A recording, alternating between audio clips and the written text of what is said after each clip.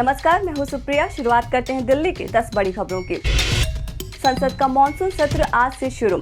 सरकार का कई विधेयक पारित करने का है प्लान। कोरोना वैक्सीन महंगाई के मुद्दे पर सरकार को घेरेगा विपक्ष। लोकसभा स्पीकर ओम बिरला ने कहा, मर्यादा के भीतर अपनी बात रख सकते हैं सभी सांसद। दिल्ली बीजेपी के प्रदेश अध्यक्ष आदेश गुप्ता ने कोरोना की तीसरी लहर को लेकर केजरीवाल सरकार को चिताया।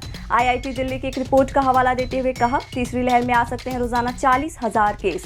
केजरीवाल सरकार संभावित तीसरी लहर के लिए करे सभी इंतजाम, ताकि पहले की तरह लहर आने पर हाथ खड़े कर जिम्मेदारियों को केंद्र सरकार पर डालने की कोशिश न करे।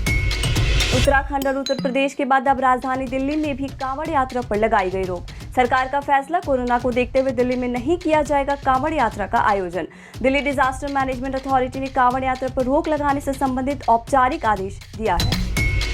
दिल्ली में ईद पर भी दिख रहा है कोरोना महामारी का असर। बकरा बाजार में नहीं पहुंच रहे हैं खरीदार।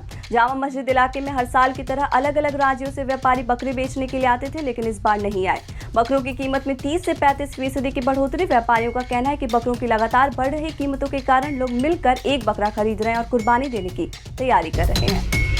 दिल्ली में एक बार फिर कोरोना संक्रमण के मामलों में आई मामूली कमी। पिछले 24 घंटों के दौरान 71,000 से ज्यादा टेस्ट करने के बाद सामने आए कोरोना संक्रमण के 51 नए मामले।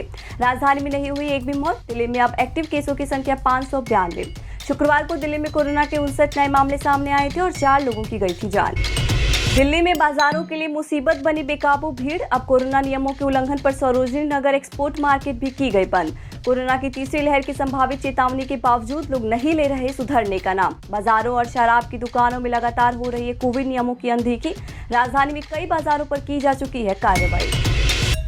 दिल्ली के सरकारी स्कूलों में पीटीएम शुरू। दिल्ली के सरकारी स्कूलों में आज से 31 जुलाई तक चलेगी पेरेंट्स टीचर मीटिंग। छात्रों को ऑनलाइन कक्षाओं के लिए प्रोत्साहित करने के लिए अभिभावकों को किया जाएगा जागरूक।